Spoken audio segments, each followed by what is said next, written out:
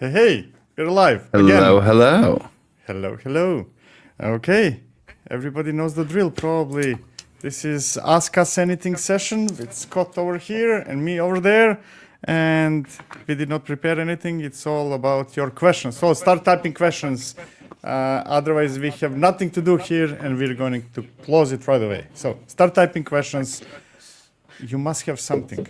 And I think I hear echo from you, Scott. Are you on headphones? Yes, you are. I am. Who knows? Okay. There is from Guy. I still hear echo. 1 second. I don't know what's going on. It must be. It's always somebody's. The first lesson anybody should learn in this industry is never your fault. Somebody else messed it up. So I will assume it's not me, it's Scott. Okay, so from Guy Balmas. Where or what is the threshold when it comes to the question of do we need an IDP yet? I'm not sure about the threshold, but we can talk about whether you need IDP. But I mean, Guy, you can put more details about what you're doing. So the answer can be very generic, who might or might not need IDP, and the answer could be whether you need it. And for that, we need more information. I'm going to let Scott roll first. Do people need IDP? No, I mean, somebody needs IDP. Who needs IDP, Scott? Okay, so it comes down to which IDP are we talking about? Is this internal developer platform? Internal developer platform. Platform portal or identity provider? Everyone needs an identity provider. Not everyone needs a internal developer portal, and not everyone Wait. There is something wrong with your voice. Let me see mic settings. There's something wrong with your voice. Can you hear me? Can you check settings, Scott? Yeah, 1 sec. I'm not sure whether you are on. Can you hear me now? Yeah, this is so much better. Is that better? Yes. Okay. Cool. Not good, but better. I'm not sure that you're on the right mic, but better. I am, but 1 second. Let me try one. Oh, one This thing. is better. This is fine. Try. Yeah, okay. So in general, I would say there's a few things here. Hold on. Is that better, by the way? Same, but I can hear you. It's fine. Okay. People Okay, cool. complain in the comments. Yeah. So in general, I would say like this. An internal developer platform of some extent is needed always. The question is if you call it an internal developer platform or not, because an internal developer platform can be a shared GitHub action that's used across your organization at minimum, right? Now, what we define today as internal developer platforms, like really building something with a cohesive single API and building all of that. My general approach as companies with over 60 or so developers is where that's where the actual real value add is of having like a platform team and things like that. It doesn't mean you don't have a platform before that, but a platform as a product approach, a actually going about and building a true platform, a major platform. I think it's above 50. It should be talked about above 60 or 70 developers is where it actually becomes a viable thing to have a platform engineering team to maintain a centralized unified platform. I think that the important part is what you started at the very beginning, that everybody has most likely a platform, right? If you created a Helm, you used GitHub Actions, I can use Helm chart as example, right? If you created something that helps people do things without starting from scratch, it's a platform of sorts. It's just not necessarily the platform, the ideal platform how we would define it today if we would start from scratch. If there is such a thing as a deal, probably not. But I never saw a company that doesn't have something that helps somebody do something, right? This is my very loose interpretation of a platform, right? But it is essentially, right? Right. Now, the real question is whether everybody should start, let's say, kind of, throw their stuff to trash and start from scratch and use Kubernetes and extend API and create a new UI and do all the other shenanigans that we might be doing. And the answer is most likely no. It's expensive, right? Depends how much benefits you get. And another important question is, that platform does not have to be built by you, right? You can be using Azure Container Apps and saying, okay, you know what, for deploying applications, we use that, right? Or Fly.io, or whatever you might be using. It might be third party, doesn't have to be yours. It will never be 100% third party because you will write some script or something that helps somehow, but part of it can be third party, right? Exactly. I think that part of your platform can be third party. I think one of the mistakes that we've seen in the industry that is buying a platform as a product, I think is a failure. Buying tools within your larger platform that are products is a great idea for things that are not your expertise. Meaning Azure Container Apps is not a full platform because it doesn't deal with monitoring, it doesn't deal with logging, it doesn't deal with a lot of things that you actually need, right? In a full platform, I'm saying, right? So it's a great element of your platform. It's a great tool within your platform, and that is something you buy. Be it Red Hat, be it VMware, be it whatever company, you can buy elements of the platform. You can't buy a platform, though. There's a reason it's called an internal developer platform, because it is internal, because you use your own standards on it and your own approaches. Okay, let's go to Veer, or Ver. I'm not sure how it's pronounced. Sorry for that, man.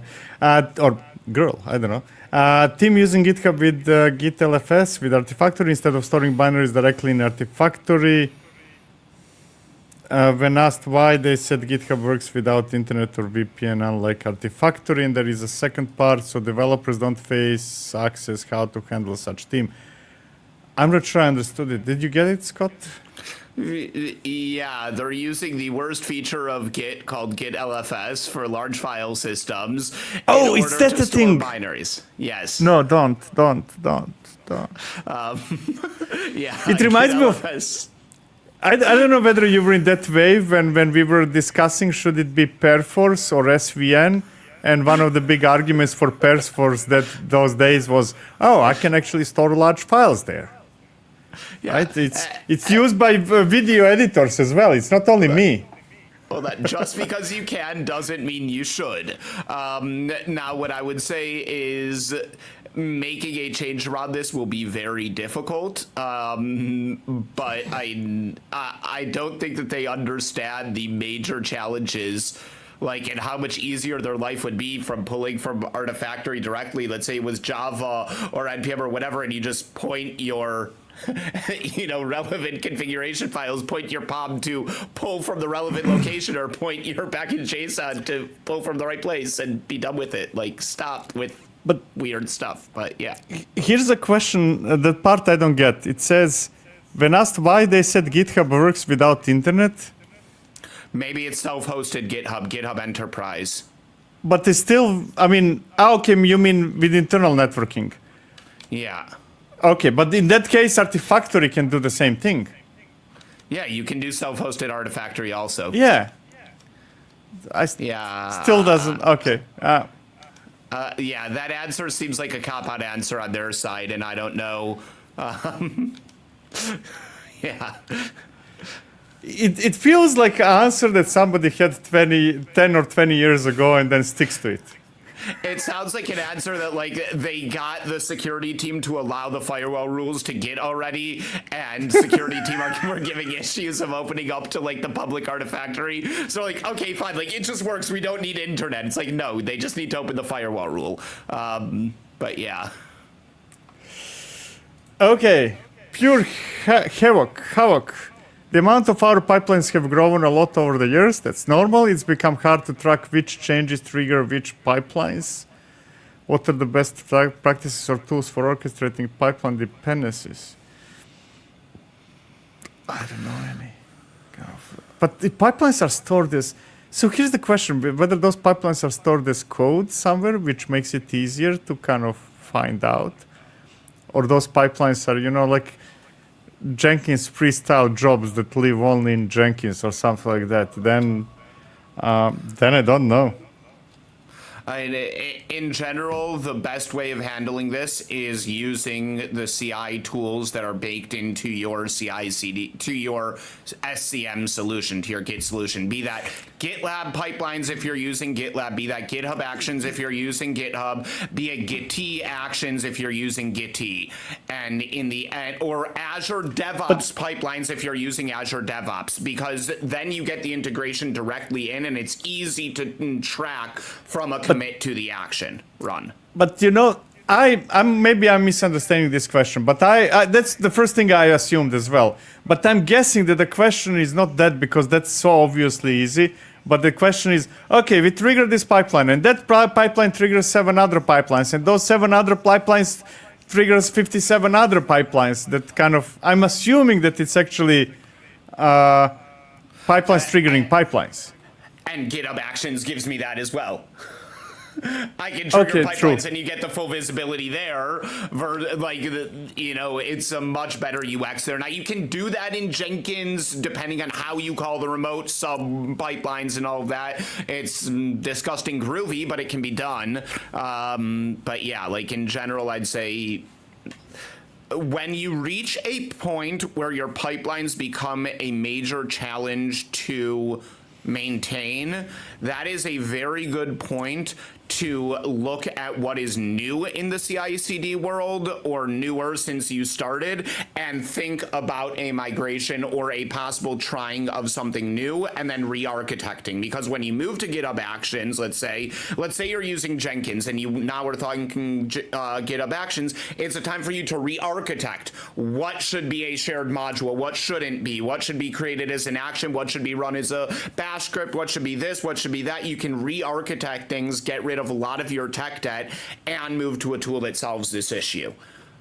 Which is the answer to apply scale. Right. Your answer that you just gave applies to everything, not only pipelines. Exactly, but and the second that GitHub Actions becomes unmaintainable in a few years in your environment, there will be something new that has replaced GitHub Actions as the new leader in the industry, like has been true of every technology we've ever had. And that'll be the time to think about migrating to that when the pain is high. Yeah, okay, so let me remove this comment. I just, I made improvement to my processes, Scott. I must tell you that from now on, I have alarm clock ringing 10 minutes after we start, so that I don't forget to mention that we have a sponsor. Wow. Normally, I forget about that. Okay, so CodeFresh is sponsoring today's stream. Thank you, CodeFresh, for doing. If you go to learning.codefresh.io and you type the code Victor somewhere, I'm not sure where, but you type that code, you get 50% off.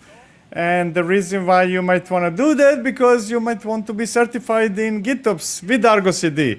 Scott, close your ears. So with Argo CD, or you might want to learn. And there are 3 courses, if I'm not wrong, if I'm not mistaken. One is GitOps Fundamentals, one is GitOps at Scale, and the third one, the last one, is GitOps Enterprise.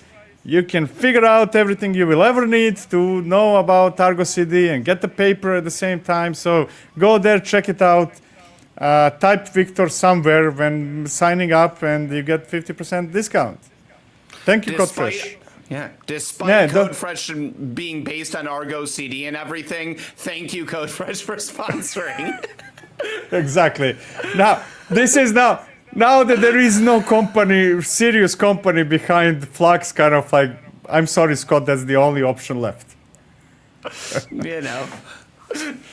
Yeah. Okay, where were we with comments? How would you create a control plane cluster? Crossplane for the workload clusters, but how would you create a control plane, local kind? So local kind, no. I mean, not as a final solution, just to be 100% clear. You're not going to run it in kind.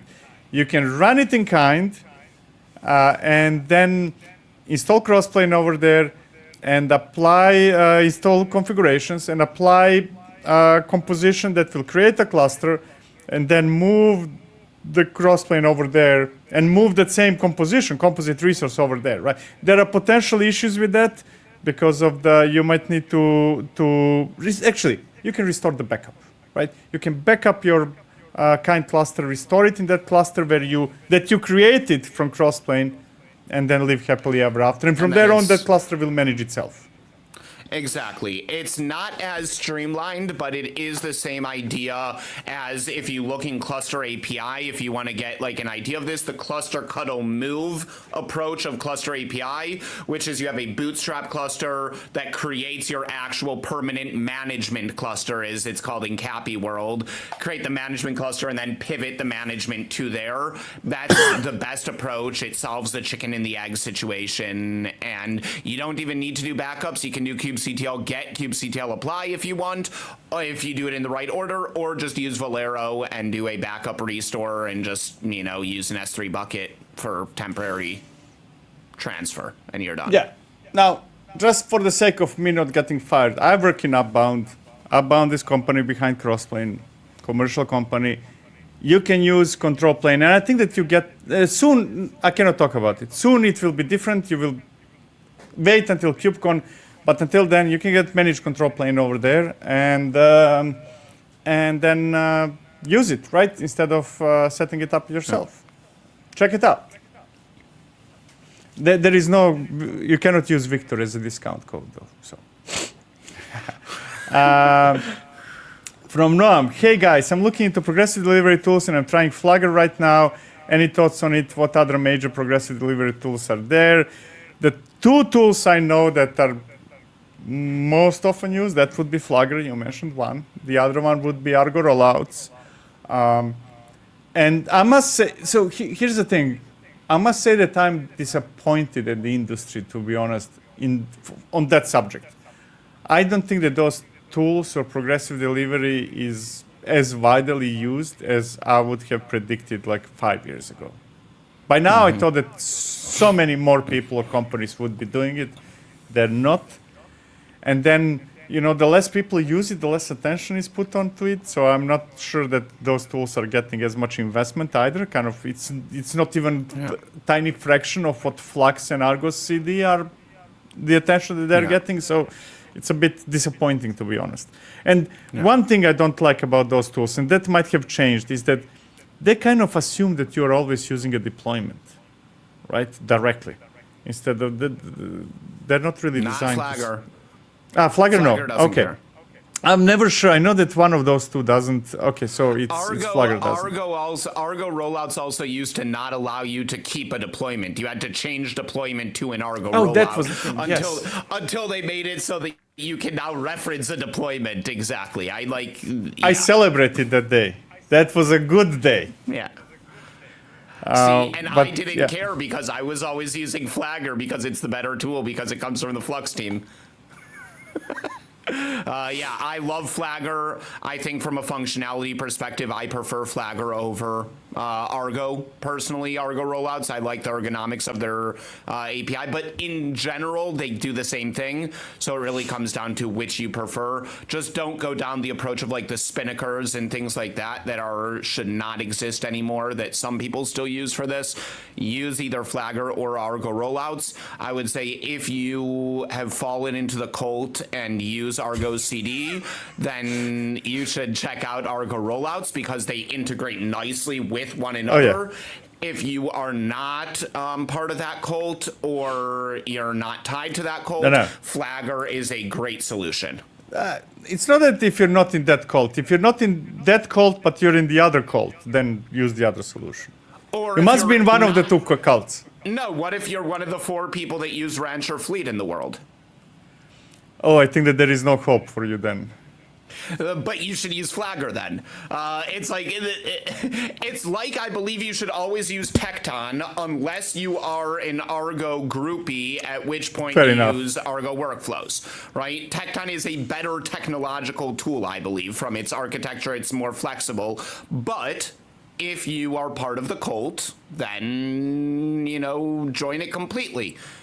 It's like if you're an Apple groupie and you put yourself into there completely, just become a full cult member and use a Mac and use an iPhone and use an iPad and use a watch and use everything like Victor, and, you can be happy. I don't join cults. So, it's just a differing of opinions. I wasn't, I must put a comment on that. I wasn't in Apple cult. I was anti-Apple cult until I experienced Apple Silicon, and then I said, okay, I give up. You know. But anyways, from Jorge probably, Jorge Morales. What is a good practices? Do you use capabilities of an IDP for that? And if yes, which ones? Yes, I do think that IDP is a good way to stand. I mean, I think that training and some kind of standardization goes hand in hand, right? Because if everything is completely random, you cannot standardize, right? And if everything is random, I cannot train if you know, I cannot train you in if I know Go and you choose Rust, I cannot train you in that, right? I'm just using an example, right? So there must be some kind of standardization. It should never be too much standardization. I dislike that extreme because then, we still use DB2 because we standardize on that. So don't go crazy with standardization. But some level of standardization, and standardization actually results in IDP in a way. The important part of all that IDP and standardization is policies, right? Enforce policies that will, many people, when they talk about policies, they talk from the perspective of I will prevent you from doing things, which is a valid point. But to me, policies are a way how to educate people. Okay, so I cannot put, North Africa as a region, right? Kind of policy tells me that I should choose something else. That's education in my head. Now, those policies can be server-side, can be client-side. If you can choose one, please do server-side. If you can do both, even better. Client-side makes things faster, but does not remove the server-side. That's about it. So, yes. So I would say this splits into a few things, right? Like I completely agree with you. I think there also is the part of, the actual training itself, right? Because there's on-job training and then there's the actual training in advance so that someone even knows what to look for, right? Like if you just throw backstage at someone, they're going to have no clue. If you throw crossplane at someone, they're going to have no clue. If you throw GitOps, they're going to have no clue. Terraform, no clue, anything like that. So there has to be training. And that's where I think that in-person training, though, is a failure. It doesn't scale, right? So in large companies, something like that simply can't scale. That's where I think that, there's the great tools like, listen, we saw this back in the day with Killer Coda, right? Who are like the first ones out there that created these environments, or Catacoda that became Killer Coda, all of that. Now, those things, or Instruct, right? Like things like that I think are awesome. And I think that vendors do great jobs when they build like Instruct or Killer Coda courses for people. I personally, one of the tools that I use consistently is a tool called Educates, which is basically self-hosted Killer Coda in your own Kubernetes cluster, completely open source, that you can then just go and write in Markdown files your own workshops. And it's absolutely amazing because it lets you build workshops for your end users freely. And then you can integrate that easily into like a Backstage plugin. You could integrate that into whatever you want. And then when you add a new feature, all you do anyways, you're writing Markdown files for your documentation. Write a few Markdown files in a workshop and have someone do clicky in the thing. They can learn on their own, right, with, built-in IDEs and CLIs and all of that. And I've actually integrated with Crossplane, for example, a lot to create Crossplane resources. Definitely worthwhile for people that don't know the tool. Yeah, and don't build stuff that people don't want. Just to be clear. Exactly. Trainings are important, and you should always have trainings and documentation and everything. But those things are so much easier when actually you build something that people want. And this sounds like a cliche, but most companies don't build things that people need. They build things that they think that they need. Exactly. And that's where I think that, the training stuff also is a good approach. You have to understand where people have their challenges, and those are the courses that you build, right? Those are the workshops that you build. You see that, everyone is getting something wrong, or everyone is having a challenge in something even better. That's where you build a workshop to try and assist them in an onboarding. Partly. I agree partly. I think that those types of workshops at that stage are good, but just as much for the sake of workshop as for the sake of you figuring out what you did wrong. In terms that if people are struggling with something too much, that means that there is a strong chance that actually that something is not designed right. Things, and I'm going to go to Apple. I know you dislike that, Scott, but kind of when you design things right, you don't need to spend a week explaining people how to use it, right? Correct. But like, here's a good example of this, right? Like you use K9s, I'm guessing, right? Yes. Because you're a terminal person, right? Yeah. Great. You also use kubectl tree, right? Yes. How many other crew plugins do you have installed on your machine?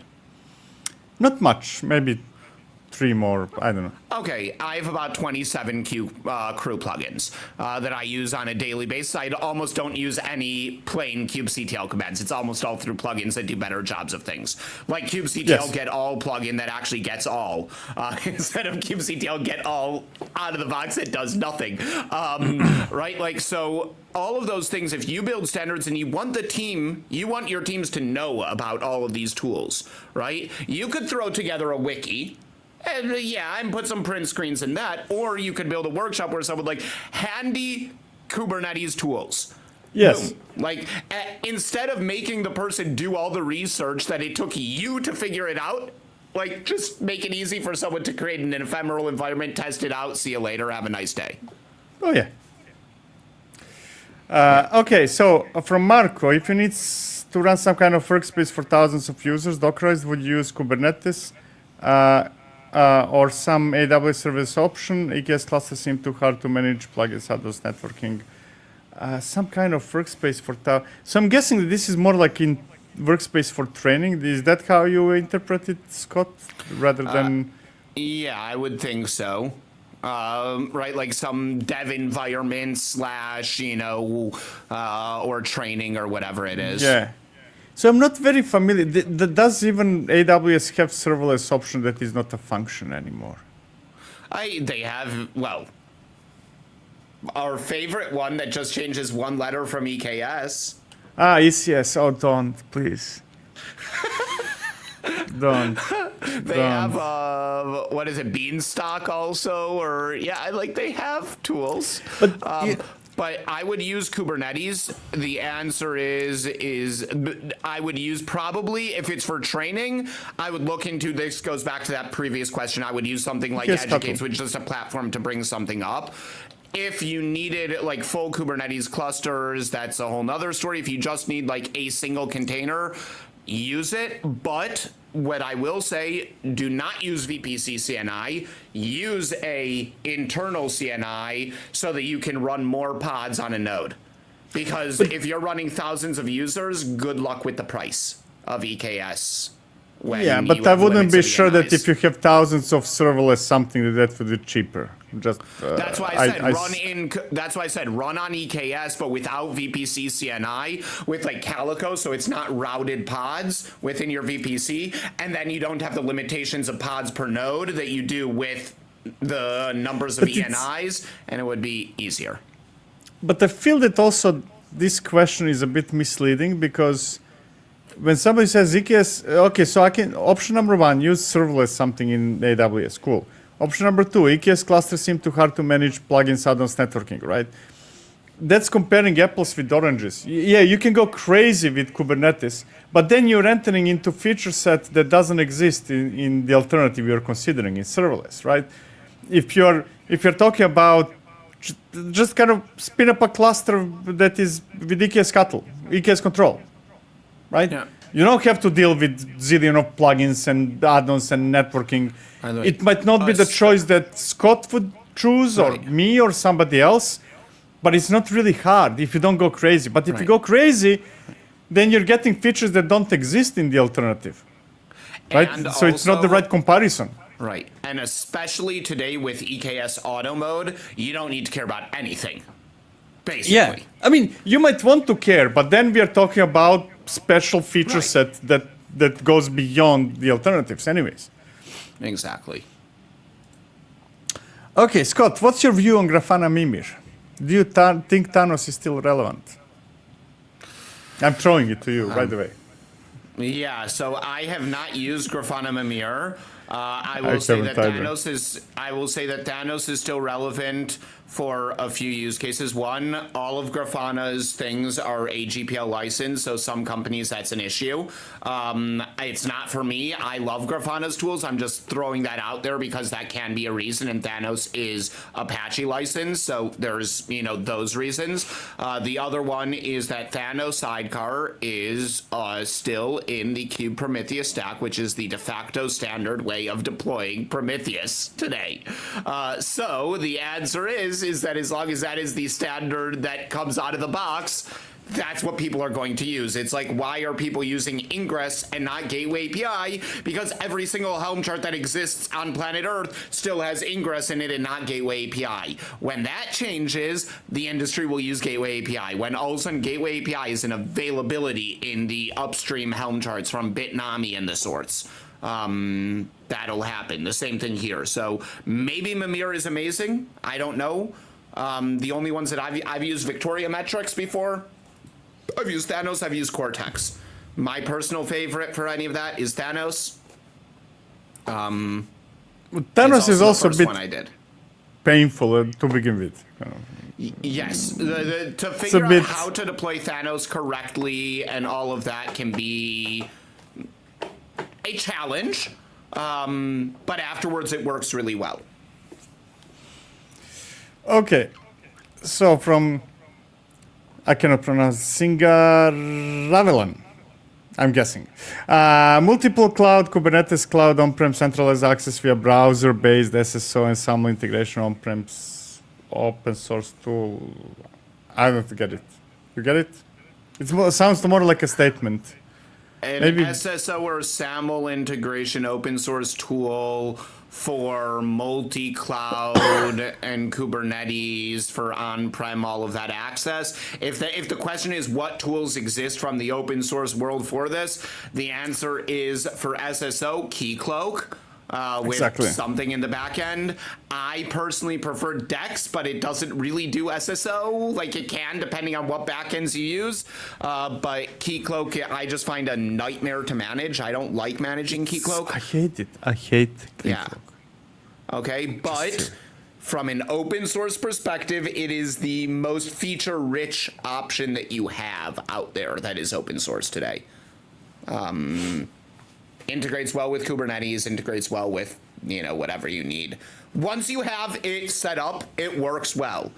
The pain is the setting it up, and it's not fun. Okay, from Tacho, probably. What is opinion of sealed secrets? Are the solution for production level deployments, meaning in terms of GitOps? No. I love sealed secrets. I'm not using it anymore. I don't see the point. Use any secret store, AWS, Azure, Vault, whatever you want, with ESO, external secrets operator. Sealed secrets Sealed secrets is horrifyingly terrible because it believes in a single cluster approach. You have to manually copy over clusters, secrets between clusters if you want to be able to actually decrypt on other clusters. It makes disaster recovery an absolute nightmare, if not impossible in many cases, because you lose your keys. It's the worst tool, I think, in this area. The answer is to use Mozilla SOPS if you can't use a secret manager, but there should be no reason you can't use a secret manager because HashiCorp Vault is a Helm install. If you're in the cloud, you have AWS, Azure, or Google, or use HashiCorp Vault as well. There is no reason that you can't take any secret manager and make it work with ESO. If you need to store it in Git for some reason, that's where SOPS come in. There is a SOPS operator that you can use. SOPS integrates with FluxCD very well, and I've heard that there's some horrifyingly terrible integration in the inferior GitOps tool that starts with an A, but SOPS is the solution if you don't have a secret manager, I think. No, don't mislead people. Just install secret manager or use a secret manager. I'm saying if you can't, if there's a reason that it needs to be in Git, then use SOPS though. Would you agree with that? I dislike SOPs just as much as seal secrets for different reasons. I haven't tried the new operator that you told me about recently. I don't believe it's good. If you say it is, I'll trust you. But I need to verify it. Until recently, there wasn't operator. And that was my... Because, you know, the thing that kind of is telling to me is that when you say, oh, Flux integrates with it, I don't need anything to integrate with it if operator is working well. Correct. I will say the one other thing just on this matter is, Victor, your favorite tool is was just voted out of the CNCF in this area. Teller. Yes. Good. It deserves. I mean, it's not maintained. I still, nothing to do with this conversation because it's a very different use case. And I still claim that I haven't found an alternative to Teller. So I'm going to keep using it. No one has. Huh? No one has. I don't think there is one, but yeah. And to me, it's very kind of, I don't understand how can a project that has no alternative and very useful die. It's beyond kind of like, why did anybody stop maintaining it is beyond me because it's amazing project. Anyways. Yeah. Especially when you say, this is the confusing part about Teller. They actually chose to rewrite the whole project. V2 is similar story with Flux. We're starting from scratch. We're going to make it, rewrite it in Go and do this and that. And they did all that. And then they said, no. Yeah. Not interested. Like, what? Anyways. Yeah. Okay, so from Bukosi. Prometheus and Grafana are great but heavy on resources, especially in small Kubernetes clusters. Are there any lightweight alternatives or strategies to reduce observability overhead? First, I'm not sure that Prometheus is heavy. It's actually not very heavy. Grafana could be heavy, but I don't think that there is a valid alternative to Grafana. And I know that Scott will say a product now. I know you. No. Okay, I thought it. What was the name? The eBPF one. Oh, there is Pixie. Pixie Pixie is great. Pixie is it's great. I love Pixie, but it's not really. Grafana is the whole universe. It's not an alternative to Grafana. There's a plugin for Grafana that brings in Pixie into Grafana. The Pixie is eBPF-based stuff. It is not for you still need your Prometheus metrics that come from plugins and all of that and whatnot. You still need Prometheus Grafana. I just believe that Pixie is the best way to get OTel data and to get additional data. I mean, what I want to say, you can actually have graphs in Pixie. Yeah. So it is in a way alternative, but don't. Anyways, I don't know of any alternative that is open source to Grafana, right? And so what I would say is there's one that's just not there yet, but Percy's, which is very interesting, which is a CNCF project. It's interesting. It's not ready yet for production, though, at any level. It's something to, in my book, that one is, Perseus is something to watch, not necessarily. It's very interesting the way it's going. I like their approach. I like their design. I like some things there that I don't like in Grafana, for example, but it's still not there yet. What I will say is most people think that Prometheus is heavy because when you install Kube Prometheus stack, it installs 25,000 exporters. Don't if you don't need it. If Kube State Metrics is enough for you, which it should be in most cases, maybe that in Node Exporter, and you're good. Like, you don't need to have all of the additional things installed. Start with Prometheus and Kube State Metrics. If you need node level stuff, then maybe add in Node Exporter, but that does add a daemon set, so that is another pod per node, right? Like, but start from just disabling everything and then enable what you need. You'll see it's not that heavy. The other option is to install Grafana and Prometheus outside of your cluster and have Node Exporter and things like that within your cluster.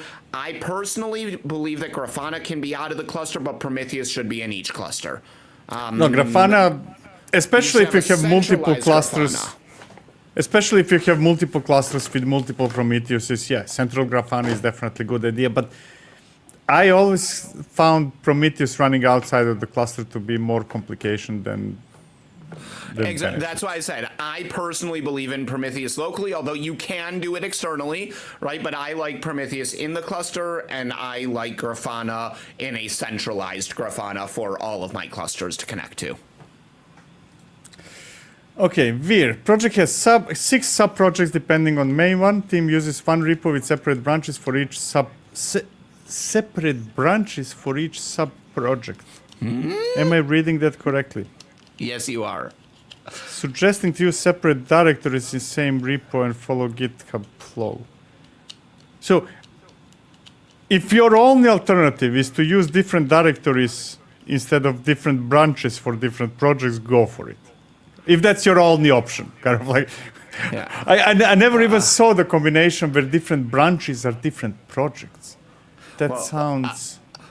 By the way, I always thought that TBD is to be determined, but I think it's you're suggesting to use separate directories in the same repo and follow GitHub flow, if not the bad direction, which is what they're doing right now, which is separate branches.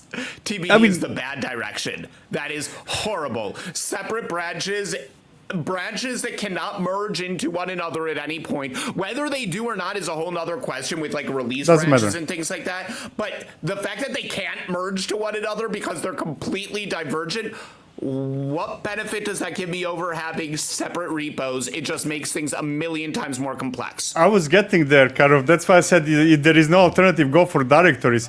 But you're already using separate branches that you treat as separate repositories, kind of. That's the most natural conclusion is use separate repositories, kind of, and that saves me from the conversation how I dislike monorepo. It's a bad idea. Yeah. Don't just move those branches to different repositories, please. Yeah. Okay, pipeline dependencies. Renovate might be able to do it in case they are stored in repos. I don't know whether that's referring some other comment, but. Yeah, Renovate is cool. I use it all the time. Yeah, and it can be used for GitHub Actions to update the actions inside of a GitHub Actions workflow. So use it for that. This is probably also more a statement than a comment. The question value stream map, which was invented with ThoughtWorks Go, followed by all others. Yes. Akiva, a few episodes ago, Scott bashed Kubernetes sidecars. Hey! Is there any legitimate use case for sidecars? Yes. For example, a single service which consists of multiple executables. I'm going to give you a short answer because I feel that you're going to have a long one. The most obvious use case for sidecars is when you cannot do it without them. Yes. Sidecars do make sense in specific use cases. I am against the sidecar model of service mesh because we have reached the place where we do not need that anymore. I think that sidecar model makes a lot of sense for other use cases, like we've seen in things like Grafana that a lot of times has a sidecar. We see that with a lot of different tools that have multiple processes that need to run together, or you want to break something up into multiple processes that still talk over localhost and whatever. Great. Sidecars are a perfectly legitimate approach for your applications and for your needs, as well as for a lot of components out there. I am against the injection of sidecars as much as possible. Right now, injection of sidecars, I will say, like the Vault sidecar injector does have use cases as well for dynamic secrets and things like that. So the Vault, for example, that goes and automatically rotates, let's say, secrets and then whatever within your container from dynamic secret stores, that is a legitimate use case for sidecars, because it gives me a functionality that I don't want to use the Vault SDK within my code and make changes. I want something to be updating the file locally on my machine that I'm reading from, which has the credential, right? So great, because Kubernetes secrets don't reload live on a pod. You have to restart it, right? So that's legitimate. What I'm against is injecting sidecars for pointless reasons because Linkerd, for some reason, do not believe in eBPF. That's what I'm against. Or let's put it this way, right? We shouldn't be using sidecars in cases where actually something should be done by the kernel, and now we have technology to extend the kernel, which is eBPF, essentially. Exactly. Which is Exactly. networking, like first example, right? Exactly. And you should not be using like the fluent bit model in a sidecar, because you should be using the daemon set model of fluent bit and be done with it. It's like there's any of those things that can be done at a node level. Let's say not even kernel level, even kernel or node level should be done at kernel or node level and not at the pod level. The amount of wasted resources when you need to go and upgrade your version of fluent bit, you need to restart all of your pods. That is not a fun thing to need to do.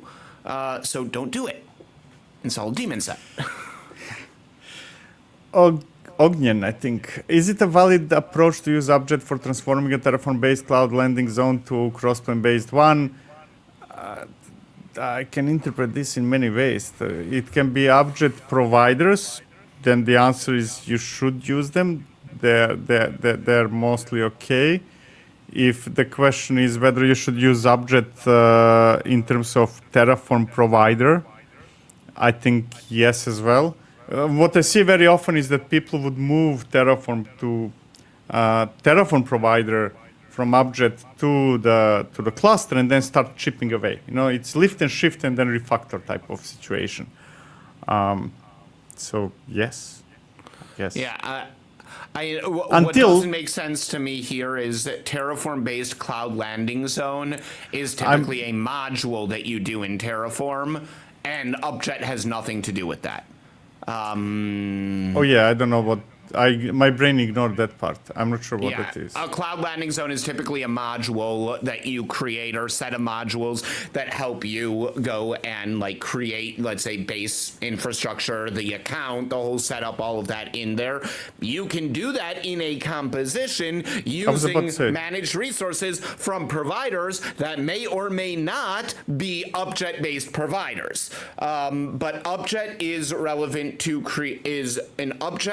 is equal to a provider, and therefore it's not relevant if you're talking about modules. If it's about some cloud that doesn't have a cross-plane provider, yeah, use object, generate the provider, and then move away from using Terraform for your landing zone to cross-plane. That is a legitimate, valid approach. Okay, from Thomas, where do you find most success when dedicating tasks to AI agents like Cloud Code? Are you using it frequently? Pros and cons? I will assume, unless you tell me, Scott, that you interpret it differently, that we're talking about AI agents running kind of unsupervised tasks, right? And if that's the question, I'm using it less and less. And the reason why I'm using it less and less is that as soon as I finish doing something like that, somebody comes up with a project that does just that. Here's an example. I was using Cloud Code inside of my GitHub Actions, that when a pull request is created, it would actually basically do the review of the code that were changed and suggest improvements, right? Kind of basically code review.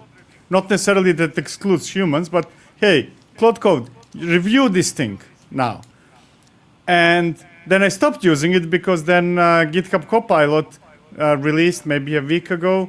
I forgot the name. Code review, probably. GitHub Copilot code review. I think. You just add Copilot to pull request, assign it, and it does that, right? So there are, and I'm using that as example, right? But I feel that as soon as I come up with a good use case to run agents unsupervised, somebody comes up with a solution instead of... And I don't like... Whenever somebody comes up with a solution, unless that solution sucks, I tend to drop my hocus pocus stuff. And I'm talking in general now, not only about AI, and adopt the solution, right? So for me, the answer is... I still do not hand off things to AI to do on its own. Mostly, I use AI together with me in order to co-program, to co-pair program things and whatever, and to co-work on stuff. So that's number one. I do not use Claude Code because I do not want to go bankrupt. There is $100 now, which is still very high compared to others, but it's not bankrupt. Yeah. There's Codex, which is great and free from OpenAI. Just give it an API key from OpenAI, which is much cheaper than Anthropic's API, or you can use it with any OpenAI compatible API, so Olama, or run it against something you're running in Bedrock or Azure OpenAI, and it works great. So that's what I do. I prefer that because I have my own models running, so I don't even need to pay OpenAI. But yeah, I don't use Claude Code, even though it's better. I don't want to go bankrupt. But in general, I agree with you that I don't think that we are there yet to have agents that do stuff unsupervised. But I do think do stuff like change code, push it to Git, and deploy it to production. I would never dare to do that. Right. But something like my example from before, hey, review this code, and ends up being a comment, yeah, go for it. I can ignore that comment if you did something horribly wrong, right? But you didn't really affect. Did you remove it? Did you remove Claude Code from doing that on your repos? Now I'm using, actually I'm still experimenting with the Copilot code review. Okay, well, and a few others, Codo as well. Code, everyone just open up random PRs against Victor's repos and cost him a lot of money with Claude Code. Yeah, go for it. Because actually in public repos I already moved everything to be Copilot monthly subscription that I'm not even paying, so go for it. Now, if you manage to enter into my private repos where I do run Claude Code, then kudos to you. Congrats. Okay. So what's your take on the 3V image scanning job in pipeline versus 3V starboard in cluster? I haven't used starboard. Have you used it? That's the former name of Trivia Operator. Which is now called the Trivia Operator. Yeah, it used to be Starboard and moved into being the Trivia Operator. The two are not at all exclusive, contradictory to one another, and both of them should be done. You should be scanning at build time in your pipeline, and you should also be scanning runtime, because the CVEs at one point are not the CVEs that we know about 10 minutes later, an hour later, a day later, or a week later. So yes, you need to scan before deploying, because you should never be deploying something that's vulnerable, that is more vulnerable than you are willing to deploy, because everything is vulnerable, right? But that is vulnerable to things you should have known about that you don't know about. Let's put it at that. And then in your cluster, you should be continuously validating that. Exactly. That reminds me, I know it's not the same, but similar to the similar conversations about policies, client side versus server side, and the answer is both. You don't want to wait until something is in a cluster to discover that something is wrong, but you want that level of protection, just in case. So do both, especially if you're in 3V world. From Burunkul, do you use Sentry or any similar tool? I'm not using Sentry. Are you using Sentry? No? I'm not. Well, I'm sorry, Burunkul. This is Scott or nobody. Best Kubernetes distro for bare metal setup? I don't use bare metal, so I don't know. Scott? Spectro Cloud deployed to Canonical MAS. Canonical MAS, Spectro Cloud, by far the best distro for bare metal setup. No questions asked. Hi, when to use AKS, Azure Container Service, and when to use container instance. Wait, container instance? I know that there are two services. There's container instance. There's also container apps. There's also container service. There's also Kubernetes service. There's Azure have become the new AWS in 35,000 ways to run a container. Because if I'm talking about the same thing, maybe I'm mixing them. I really did not like container instance. I did not either. I've never liked it. I like Azure Container Apps, though. Apps, yes. But instance, if I'm talking about the same thing, never liked it. So don't. But apps, In general, my approach also is I'm also, now that we have AKS automatic, which is similar to EKS auto mode and all of that, I see less and less of a validity in even things like Azure Container Apps. Because in the end, when you have, especially in AKS, where I've managed add-ons for Keda, managed add-ons for all of these things, so like I don't need to care about it. It upgrades on its own. It does that. Like you have almost no management to it. I find it hard to find the use cases where ACA is the right solution. Okay, so ignoring now other possibility of using other providers, I do think it's a good solution for a small shop that did not kind of simply Kubernetes is too much for me, right? Kind of I had 20 people, we have 2 apps, right? Kind of Azure Container Apps to me sound like a good option. Yeah. Okay, what for it that doesn't, use case. For that use yeah, case, exactly. yes. For that use case, kind of small. So it's almost kind of, oh, I need slightly more maybe than Fly.io, but I'm not yet into Kubernetes type. But the moment you have Kubernetes, then I don't see a point in using those. So maybe, kind of Heroku-like replacement. Yeah. I will say the one nice thing with Azure Container Apps is that if you want to migrate off of Azure Container Apps to Kubernetes, Azure Container Apps, unlike, let's say, ECS or even Google Cloud Run, actually does run on Kubernetes in the back end.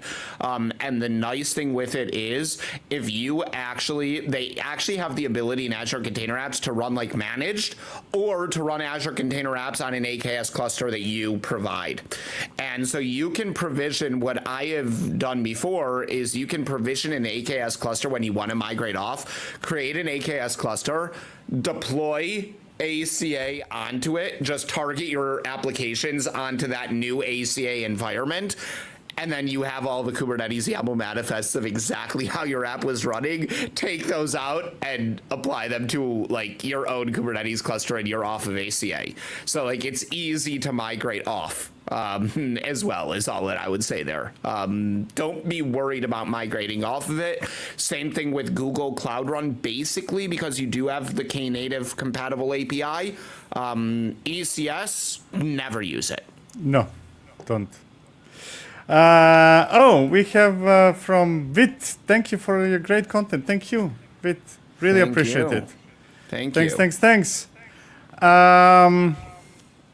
Where were we? Okay, here, from Ivan. Whenever you need to provide an ephemeral environment for development and that environment runs in Kubernetes, would you provide developers a CLI or something else? So I will assume, and correct me, Scott, if you think differently, kind of like a custom CLI, right? I'm assuming that, or we're talking about kube control. So I have 2 thoughts in my head in general on that subject. One is that if you are creating something for developers, call it a platform, doesn't matter whether it's for ephemeral environment or something, you should not assume that people understand Kubernetes in depth. But you should not also block them from going there. Right? I believe in Kubernetes can be invisible if you choose so, if you do it things right, but it doesn't have to be forced to be invisible. I would never deny access to people. And if you deny access because you're worrying about something, then I think that something else is missing over there to prevent people from doing accidental, silly things. Yeah. So yes, you can build your own CLI. Like that's what we've done is we built a CLI wrapping DevPod because I think that DevPod is a great way to create ephemeral environments. And what our CLI does, for example, is it adds on the feature of deploying additional dependencies alongside it and things like that that are missing in the dev container spec of, whatever. So like we've created a wrapper CLI around that. It could be a full-blown CLI. Like we've built one using Cobra and whatever, like a full Go-based CLI. It could be a shell script, or a new shell script, like Victor's platform CLI does, which is another great example of this, right? I think that, having a CLI for your platform is a great thing, and definitely should be an approach. Do not make them use kubectl. Unless they want to. Don't deny them the right. Again, but do not make them. That's why I said do not make them use kubectl. Do not make them do kubectl get pods -n whatever and then kubectl exec -it in order to get into their pod. No. Please. Okay, first of all, I'm impressed. I don't think I ever heard you say please. But let's go with that. I say it many Dev- times. Okay. Just not I'm to not you. paying attention. Just not to you. If DevOps in 2025 had a starter pack, what would be in it according to you? It's such a big list, man. So I believe in, so depends what, if you're talking, DevOps can be many things, right? If you're talking about DevOps to enable people to do stuff, call it platform engineering, or DevOps to kind of pretend to be SRE, that would be a different thing. For other people, like platform engineering direction of DevOps, I would say Kubernetes and then backstack, but you can replace A with F, B, BF, CK stack. You see, we need at least one vocal over there, so I don't know how to. The Bufk stack. Yeah. The Bufk stack. So exactly. Kubernetes backstage. If you're talking about platforming more direction, Kubernetes backstage, Argo CD or Flux, Crossplane, Caverno sound like a very good start. It's not even close to being finished, and I think that whomever came up with the term is missing one extremely important component, and that's you need some kind of workflows. So GitHub Actions, like something you cannot not have it, right? If it's for SRE, then I don't know. With observability, let's start with observability, probably, right? And if it's what people term today as a DevOps engineer or whatever, in my opinion, Git, Linux fundamentals, knowing how to script, knowing some programming language, knowing some CI/CD practices, GitOps, Kubernetes, Terraform, and cloud. One cloud. You don't need to know all of them. That's what you need to know as a starter pack in order to work in the DevOps industry today. And please do not forget about the knowing Git. And I don't mean knowing Git pull, Git push, Git clone. I mean understanding Git. And please do not think that namespaces is a term that was created by Kubernetes and understand that that is a Linux kernel element of the Linux namespaces and understand Linux, because if you do not understand Linux, you will not understand containers. If you do not understand containers, you will not understand pods, and so on and so forth. You need to know fundamentals. Okay, we are out of time. I'm gonna put only one because this is a very quick one. Regarding Pixie, can I install it using a Helm chart? When I used Pixie, you couldn't. I don't know now. I think you still know, right? It depends what you mean by install Pixie. Pixie has two elements. There is the Vizier, which is like the data plane, and then there's Pixie Cloud, which is the UI and like the central control plane that can have multiple clusters connected to it. If you use getcosmic.ai, which is the hosted free version of the cloud, then yes, you can install Vizier with a Helm chart, no issues. Single Helm command works great. Do it all the time.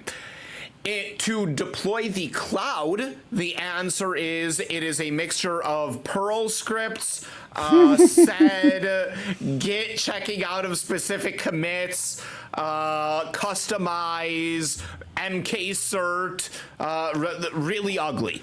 Although what I will say is that you only need to do that once and then connect all of your clusters to a centralized cloud. So is it good? No. The installation of cloud. Have I been screaming out at it for a while? Yes.